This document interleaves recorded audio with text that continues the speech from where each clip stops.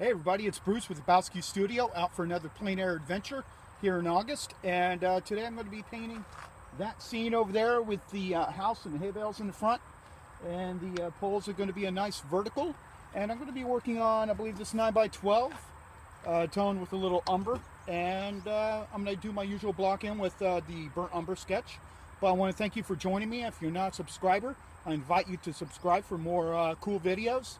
For everyone else, thanks for watching, and check me out on Facebook at habowskistudio, and my website, www.habowskistudio.com, and share the video if you think other artists would be interested. So I want to thank you for joining me for this adventure. I'm going to get started. Hi everybody, thank you for watching another one of my videos. I really appreciate it. Can't believe that I'm like a little over 100 away from 1,000 subscribers. Really excited by that, and I'm glad that a lot of you are getting some ideas out of my videos and learning and that sort of thing. And also, a little news is I'm taking a trip to New Hampshire in a little over a month for a 3-day plein air painting trip. So hopefully there'll be lots of videos coming from that. A little different scenery. I'm looking forward to it. Found out about it through a group on Facebook, a little invitation to go, a little informal group. So I'll have to fill you on that later. So now we're going to continue on with some commentary about the painting. So I'll get back to you. Okay, I got the composition blocked in. Used my little viewfinder here, mapped it out. So now I'm going to start laying some color down.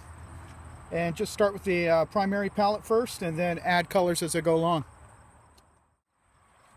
So my starting palette's going to be titanium white, ivory black, ultramarine blue, cad yellow pale, and cad red light, with some linseed oil for a medium. So it's kind of a hazy sky down towards the horizon. So up in here, I'm working with ultramarine blue, white, and some ivory black. It's kind of a muted blue, not very vibrant. So I don't want a super high key painting. Yes, you can always tone it down with some complements or that sort of thing, but trying to isolate the color a little bit using this. And it is a muted kind of blue. And now I'm going to start mapping it in here with a little linseed oil. Just kind of getting some color tones on here. Working on the darker ground.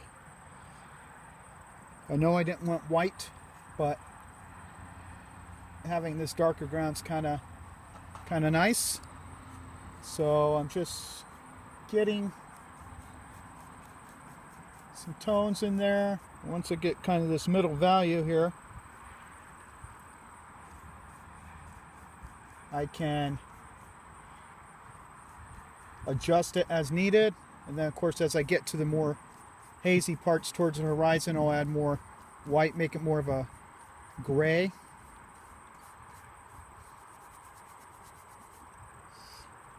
And if the paint's kind of thin like I have it here, the darker ground will show through a bit.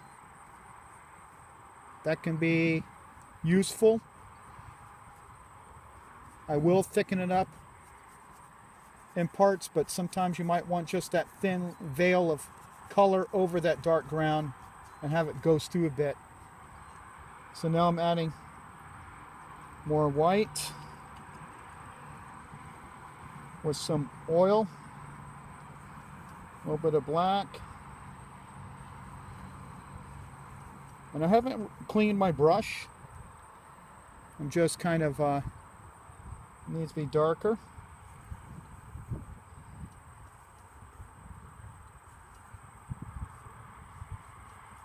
It's a subtle difference.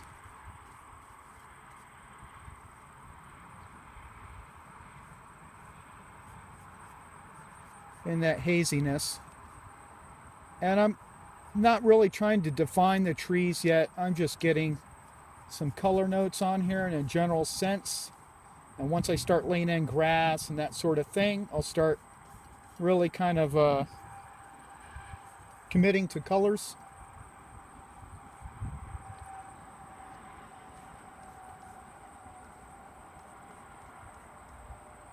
Just trying to get a quick little snapshot here.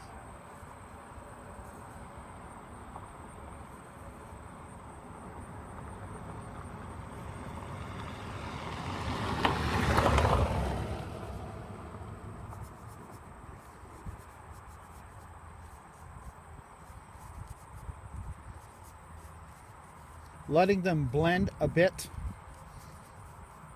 I can define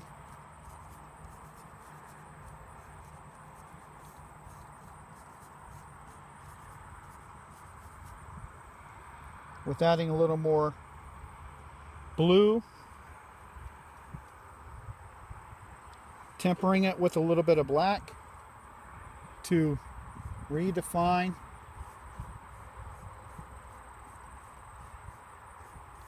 where the haziness towards the horizon starts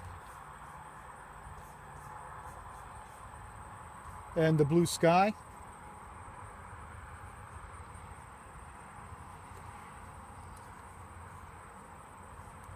It's not a bright sunny sky.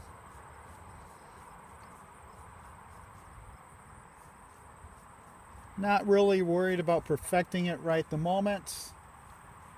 And of course, using the bristle brush, leave some strokes in the paint. Might switch to a soft round as the painting progresses to soften that effect. Okay, now I'll get some base tones of grass and stuff in.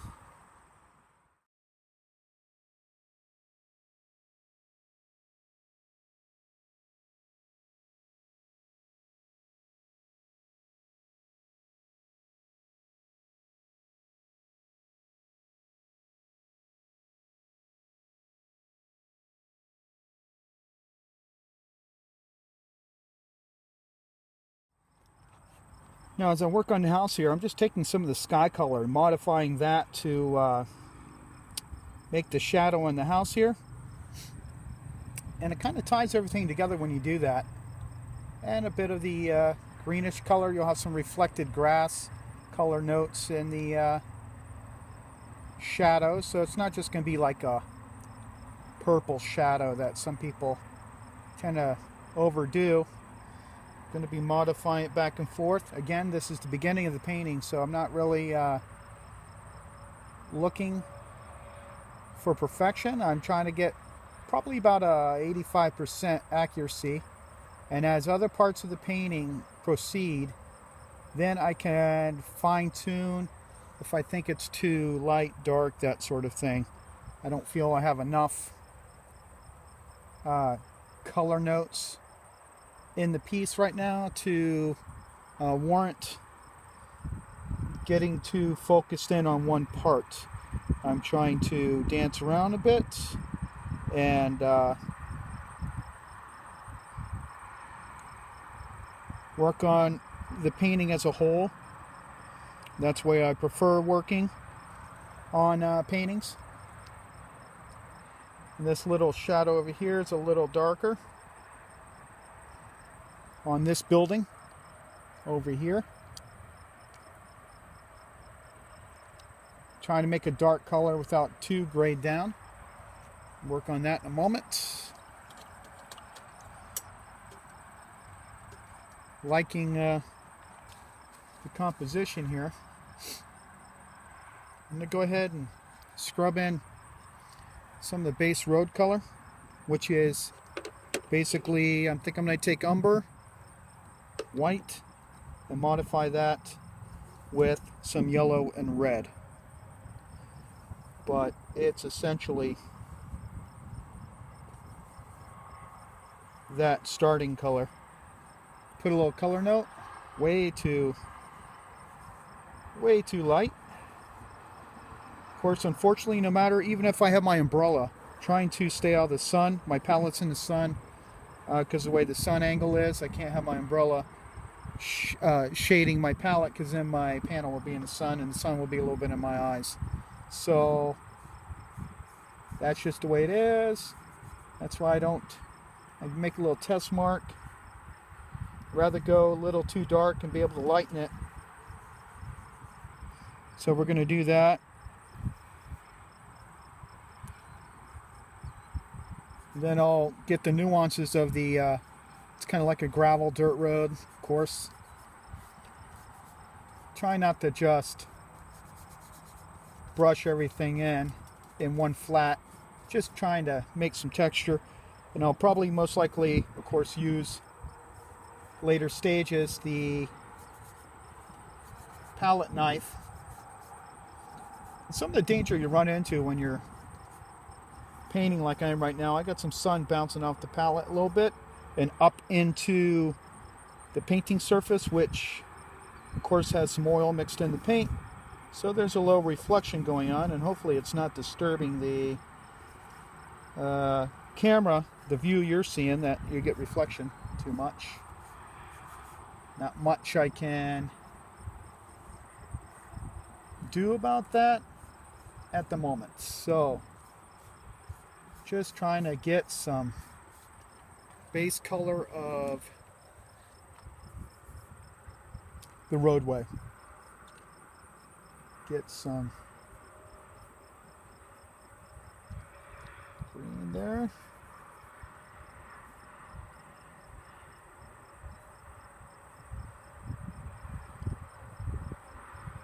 Again, I'll finesse all this more, define the color relationships more. I'm trying to make a poster effect to then judge everything else. So that's the plan.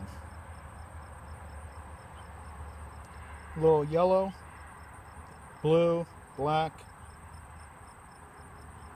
Throw in some umber. Get that dark green back there. Try not to go too dark, because then when it gets home, it's way too dark. So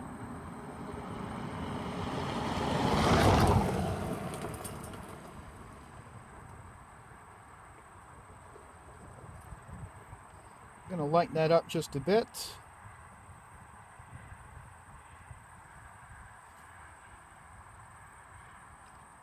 Don't want it too pitch black. I want to have a little air in the shadows, so to speak.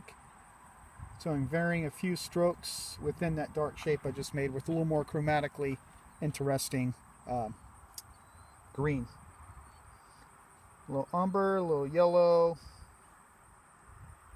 a little bit of black. Doing some shadow here. Pushing the shadows a little bit because I want to set off the telephone poles, power poles.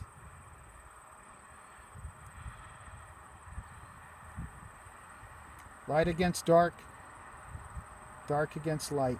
Love doing that.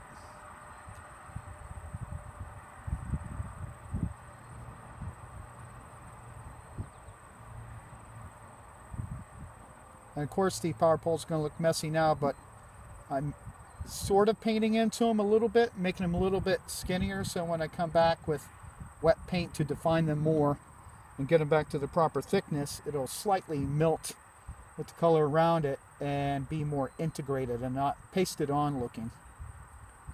We don't want that effect. Oops. And this tree in the front here.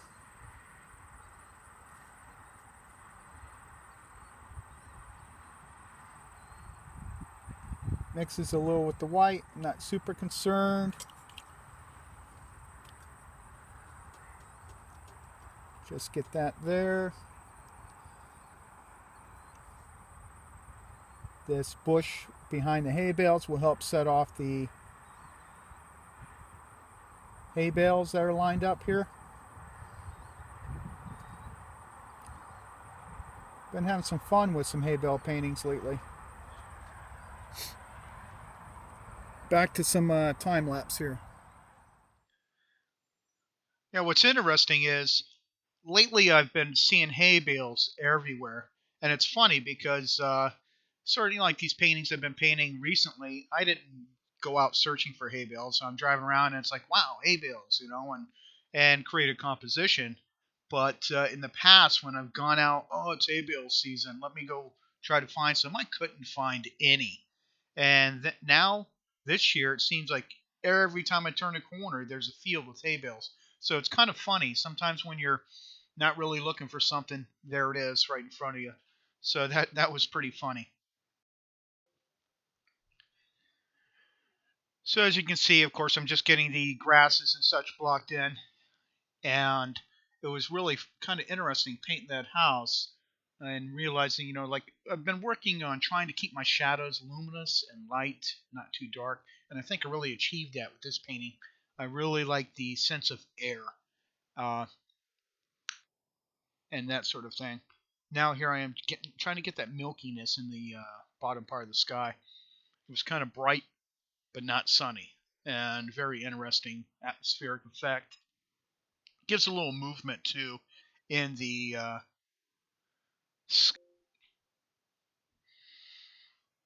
Okay, we're going to wrap up this video in a few seconds here, so I want to thank you for watching it, and please, I'd like to hear your comments about it, what you think. I hope I'm giving you some information you'd like to help you out with your painting and such, and to also mention that coming up to winter here in Maine, so pretty soon we'll be getting back into some still life painting in the studio. Got some ideas for that. So I invite you to subscribe for more material, and don't forget to follow me on Facebook at habowskistudio. Message me if you have any questions. Till next time, bye.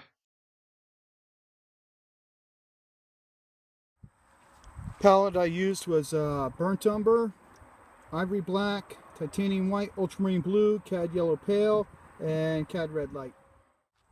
Well, I'm going to wrap up this plein air adventure. I got a pretty good start. I'll finish it up in studio. Paint's a little thick, and with the oil getting a little tricky to work with, so I'll let that tack up and do other layers. And I like how it turned out. I'll pan in for some close-ups and the details and let you see that. So I want to thank you for joining me. Until next time, bye.